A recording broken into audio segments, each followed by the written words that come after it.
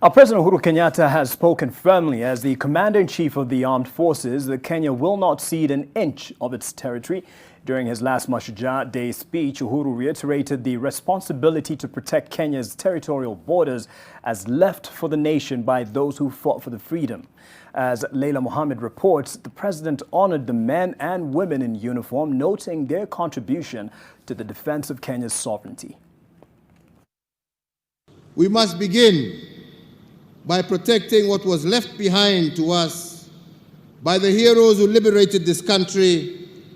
And in particular, we were charged with a great responsibility of taking care of our territorial integrity. The decision by an international court forcing Kenya to cede ground and lose part of its claimed territorial waters is a matter the government has insisted is a matter they will not take lightly. Since the dawn of our republic, on many occasions, we have experienced territorial aggressions to the sanctity of our borders. Some have been driven from within and others from without. But the message of our founding fathers to these aggressors was simple: not an inch less, not an inch more. And this is the message that must reverberate across the collective quarters that are bent on annexing any part of the territory known as the Republic of Kenya. The latest fight over territorial integrity saw Kenya engage Somalia at the International Court of Justice, which redrew the maritime border that was disputed.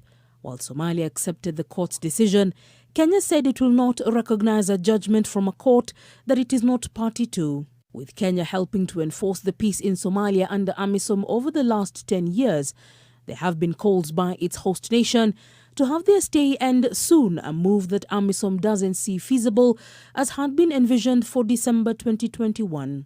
Because we are a nation content with our country's bounty and also content with the splendor within our borders. The Commander-in-Chief of the nation's defense forces has acknowledged their contribution to the defense of Kenya's sovereignty while outlining his administration's move to equip the forces in their duties. We continue to tool and to retool our security resources to the highest standards in order to keep our people safe and secure and to preserve our territorial integrity in a just, fair, democratic, and safe country for all. The President has also stated how his administration has factored in their welfare, which include a review of their remuneration, benefits, and other allowances,